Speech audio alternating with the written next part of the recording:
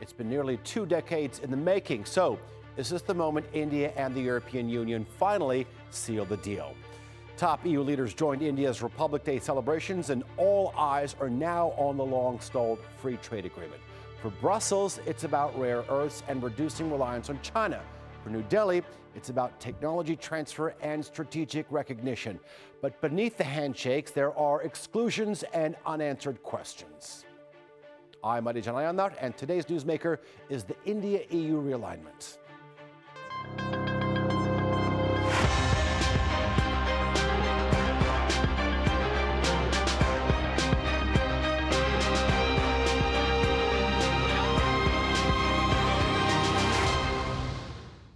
India's hosting of EU leaders at its Republic Day parade was rich in symbolism, but behind the pageantry lies a push for substance. The long-delayed free trade agreement could be a game changer. The EU wants access to India's rare earths and reduced dependence on China, while India is seeking European investment, technology transfers, and a seat at the geopolitical table. Yet, frictions remain over digital trade, labor standards, and tariffs. Meanwhile, voices in the global south are watching closely, especially after India left developing countries off the guest lists. So, is this a genuine realignment or just another round of diplomacy wrapped in ceremony? Here's a little more on the story.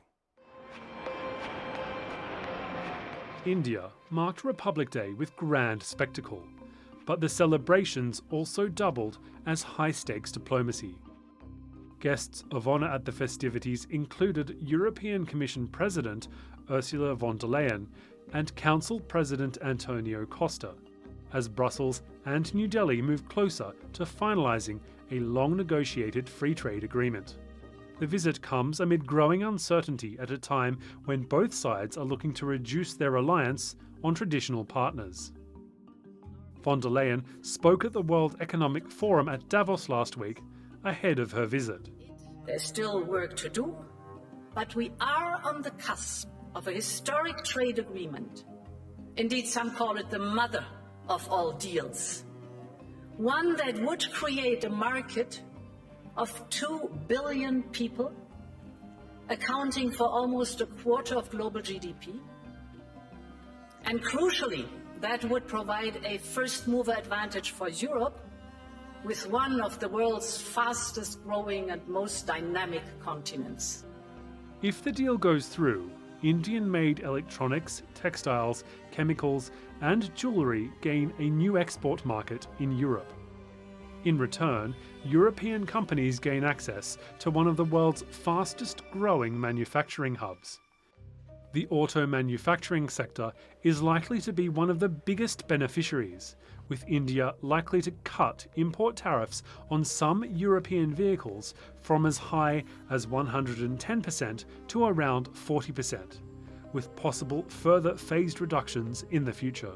Diversification is the mantra today. No doubt about it. We cannot remain dependent on few markets for our exports. So, from the perspective of pursuing a diversification policy, our FTA with European Union holds considerable potential to facilitate the diversification. India also wants to manage its relationship with China, a regional rival with ongoing territory disputes, while Europe wants to strengthen its ties with the Indo-Pacific region. Alongside trade negotiations, the two sides are expected to deepen cooperation on security and defence. A mobility agreement covering skilled workers and students is also expected to be finalised. But not everything is on the table. The agricultural and dairy sectors still mark a stark red line for India. Farmers in India form a huge voting bloc, and protectionist policies are expected to stay firmly in place. India is now Asia's second largest economy, overtaking Japan towards the end of 2025. The Republic Day spectacle may be ceremonial, but the message is strategic. As global alliances shift and economic blocs realign, both Brussels and New Delhi appear increasingly determined to deepen cooperation, sharing a partnership that could redefine trade across the two continents.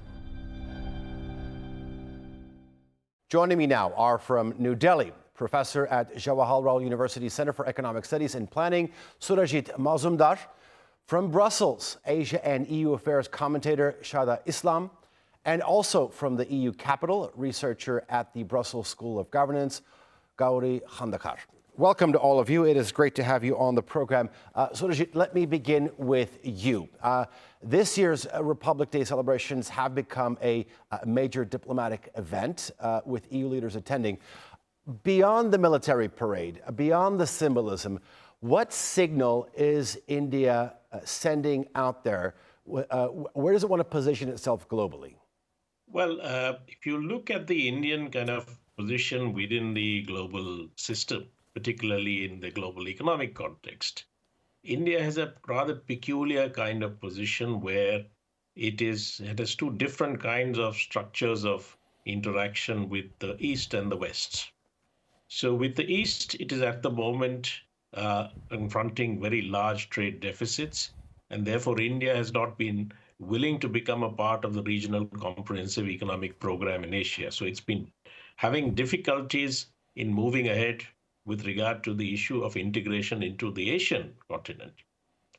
But at the same time, it has had a favorable kind of trade relations, increasingly favorable trade relations with the West, and especially in the context of the measures of the US administration in the last year. I think there is an attempt to find alternative partners within the Western context. And that's what is the approach of the government, I think, at the moment. But I'm not too sure that objective conditions are conducive for India to be able to, at least as far as the free trade agreement is concerned, which is what is supposed to be on the agenda, to make substantive headway. That I don't think the conditions are very conducive for that, because the nature of problems India and the EU are facing are such a kind that each one's solution is not necessarily compatible with the others. Okay, I think it's a good setup. We'll get to the conditions and where India stands on this balance in just a bit. But Shada, I want to bring you in the conversation.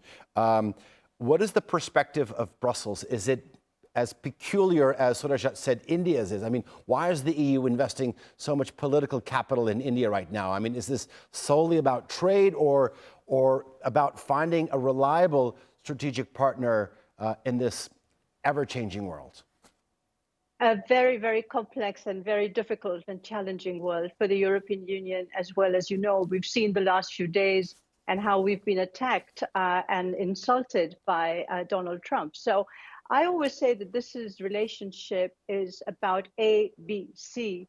A is America first, and we've seen, the tariffs and the insults, as I said, and all the geopolitical competition that's coming from the United States, the MAGA movement.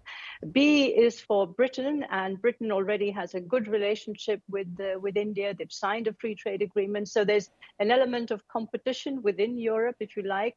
And C stands for China. And, this is, of course, for the European Union, which is seeking to diversify its relationship, its trade, its investments away from the US, and also to de-risk its relationship with China. India is a counterweight.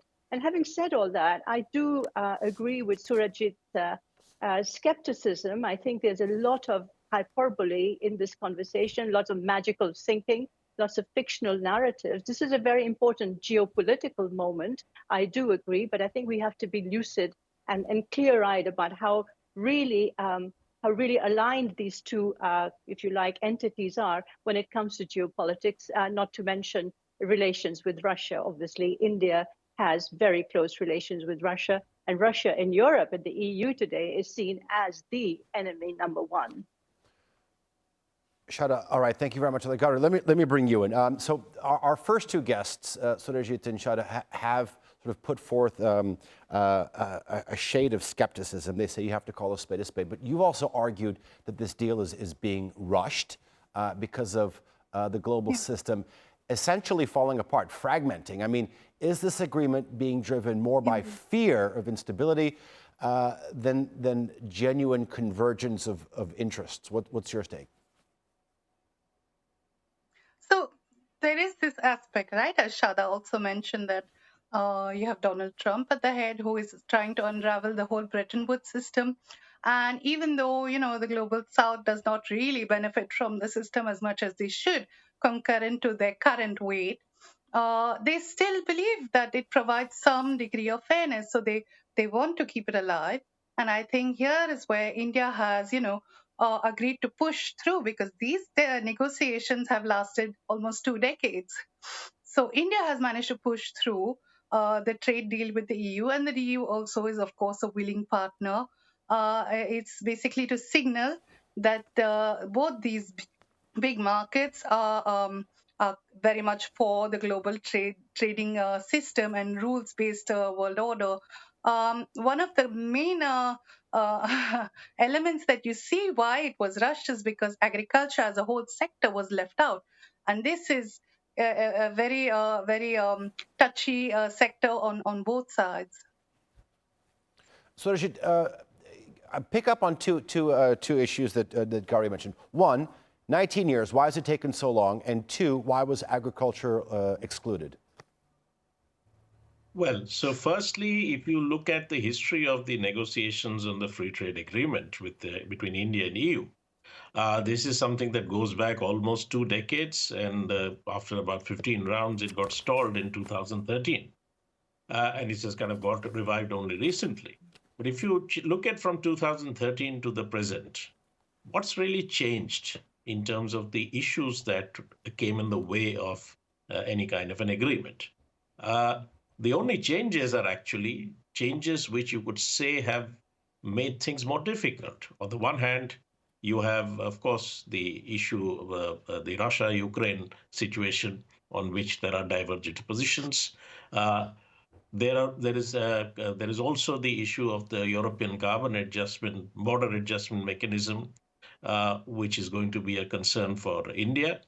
There is also now, of course, the United States actions, which in a sense, the US actions have been the ones which have provided a kind of impetus to these negotiations or discussions as everyone is trying to kind of strengthen their leverage, not only to find alternatives to the US, but also strengthen their leverage in any discussions that are taking place with the United States itself.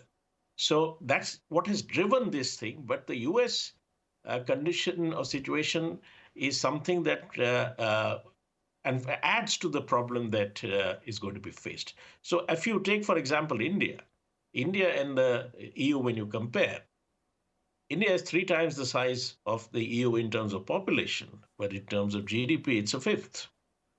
So there is a vast difference. India is a low-income economy, low-middle-income economy. The EU is a high-income region of the world. India is growing faster than the EU. EU is facing problems of stagnation, but both are deindustrializing. That's the position, that India is also deindustrializing, and so is the EU. So the kind of requirements that each one is having, where in relation to the United States, the position was that the EU had a surplus in its transactions with the EU, and so did India. But India cannot, if India is looking for an alternative to or faces a potential loss of the surplus foreign currency earnings from the US, then can the EU provide that alternative without EU's own interests getting adversely affected?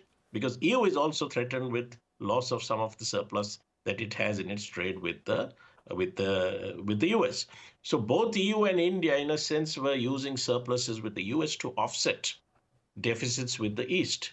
But India also has an overall current account deficit. And given that its currency is not an international currency, it really cannot afford to go into agreements which seriously threaten its trade balance situation. Okay. It is already very large. And that's the real stumbling block, I think, in any real significant agreement. There might be an agreement for political reasons, which is relatively shallow, doesn't make much of a difference to the actual trade relations. But really meaningful, substantive agreement, there are serious stumbling blocks here. Okay, fair enough. Shada, besides the issue of surplus that Surajit was mentioning and the population and the income differences, I mean, India remains highly protectionist in some key sectors, and we've mentioned this. I mean, I'm wondering what you think in terms of how sustainable this partnership is if both sides are guarding their most sensitive industries. No, absolutely. But before I go into that, let me just take up some of Rajit's points. I mean, there is, of course, a structural asymmetry between India and the EU for all the reasons he's mentioned. But that, in fact, that structural asymmetry actually makes India a very attractive partner from the global south for the EU. As you know, the European Union has been criticized by a number of developing countries, global south countries, for its double standards over Gaza, for instance, and its failure to sanction Israel properly and correctly. And now you have a global south country with which it is signing a major deal, a major trade deal, and also, by the way, a defense pact. So that's a great geopolitical boost for the European Union, which has been on shaky ground on developing issues, including on vaccines. So I think there's that. But as you said, both sides have vested interests that they absolutely need to protect. Now, the European Union is getting ready to impose tariffs on steel. India is very, very anxious about that because India wants to increase its exports of steel. Gauri mentioned the agriculture sector and very, very sensitive products that you know are part of the Mercosur deal, the deal between the EU and South American countries, another mega deal. Those very sensitive products have been kept out of this agreement because we know that the European Parliament, where there are very strong voices for farming interests, would never agree to such a deal. So I think there's a lot of smoke and mirrors going on here, but the geopolitical value, the symbolic value of a European Union signing a deal with a country as big and as important on the global stage as India is absolutely important for the European Union. Absolutely. Fair enough. Gauri, I mean, do you feel that one of this deal could be sort of like a rare win-win for both sides? Yes, it is in a way, so I just wrote this op-ed which calls it Cinderella at the ball. So the optics are great, but there's a lot of work to be done behind the scenes. So when the clock strikes midnight, there are very deep asymmetries in place. First, on the agreement, key sectors have been left out. So what India originally wanted was a living agreement, a living document which could be ameliorated with time. There is some part of that. So, for example, tariffs on the automotive sector because India is the second largest producer of globally. So this and the terms of optics with the FTA and the security defense partnership is great, but behind the scenes there are very deep political differences, like Shada has mentioned earlier, like Surabjit has mentioned, for example, on the Russia-Ukraine war, on India-Pakistan, on Indian skirmishes with China on its northern border. The EU does not share with India's concerns. So these are major fault lines, I think, for the partners to really become strategic. The alliance is almost as close as that. Okay. Surajit, let's pick up on some of the points that Gauri made. I mean, yeah, India has tense relations with China. That's not new. It's got perhaps a fair way of describing it, difficult ties with the United States and growing links to Europe. Is this deal part of a broader shift in the foreign policy of India, or simply another example of its long-standing sort of strategic non-alignment? Well, I don't think, India has moved away from its old non-alignment policy in the last 30 years or so. India has been in this kind of situation where it's not very clear that in relation to the changes taking place in the world economy, should it lean east or should it lean west? And partly it's got to do with the underlying economic relations, the way they have emerged or developed during globalization, that India is not very clear whether to lean east or lean west. So as far as its leaning west inclinations are concerned, primarily were directed to its relations with the US for a long time. I think the current conditions is prompting a relook as far as that is concerned. And for that reason, the importance of the relationship with the EU might have acquired greater political significance at the moment. But I think it's uncertain times in general, and every country, every entity is somewhat groping to find a way to adjust to these new realities that are emerging. Uh, so these are all attempts at that, but India's dependence, for example, on China for its production, I mean, its production system is extremely dependent on imports from China. So, despite the difficult relations with China, uh, and in the recent past, after the US, the Trump administration's attempts, there have been attempts at also kind of realigning the relationship with China, toning down the conflict element because of a kind of mutual recognition of a mutual requirement of dealing with this problem that the US is posing. So the same process has happened with China as is happening with the EU. Okay. But it's a kind of balancing act as far as India is concerned, it seems. But India is not in a. So everyone is trying to increase their some kind of leverage in this uncertain world. So that's the way I would look at this sense of urgency with regard to signing a trade deal with the EU. Uh, and sensitive sectors like agriculture being out, it's not surprising. India is an economy with a very large, so EU has its own significance of agriculture. Agriculture is particularly important for India. 46% of its workforce is employed still in agriculture.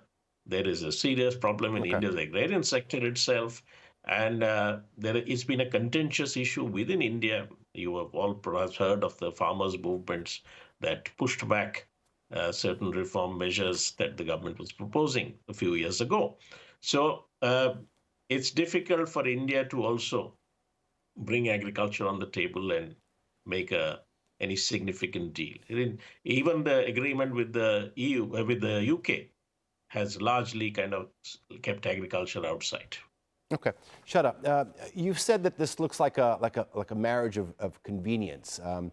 Let me ask you. I mean, in about half a decade's time, do you expect this partnership to deepen into something strategic, or sort of come apart, unravel under political and other pressures, like economic pressures? I think, I mean, it's very difficult to foresee in this complicated world what happens next. You know, it's unpredictable and volatile, as we all know.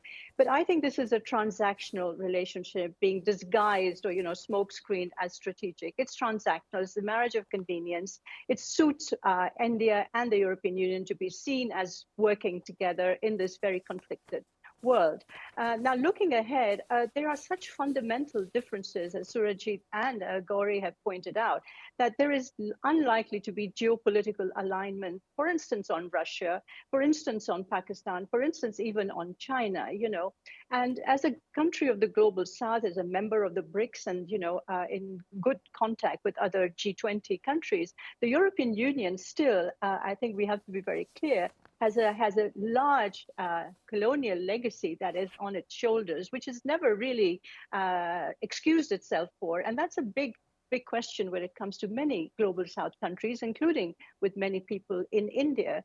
And then finally, I think there's a lot of, let's say, camouflage being done here, because the European Union has never, ever mentioned human rights when it comes to India. It talks about it when it comes to Russia, to China, to South Africa, to Brazil, but never mentioned human rights publicly in the context of India. Whereas we know, as we know, there is an onslaught and there is discrimination against the Muslims and other minorities. So it's a very clever agreement. And I think, as I said, it's geopolitically driven. But going forward, for instance, within the United Nations framework, I do not see India and the European Union aligning really on major issues to do with global politics or to do with the restructuring of the global order.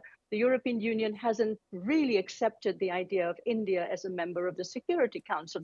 I mean, there's favorable intentions here, but they haven't. So there are major trust deficits, if you like, between India and the EU, which have been mentioned. But there's also this overwhelming question of the European Parliament.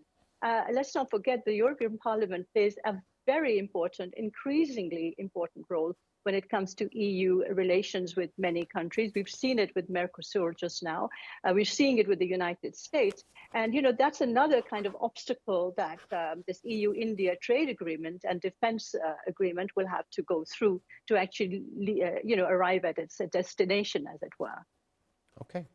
A very big thank you to Shada Islam, Surajit Mazumdar, and Gauri Khandahar for joining us here on the Newsmakers. I did appreciate the talk. Thanks for watching, and you can follow us on social media, and be sure to subscribe to our YouTube channel. For now, I'm Adi Janayanar, and we'll see you next time.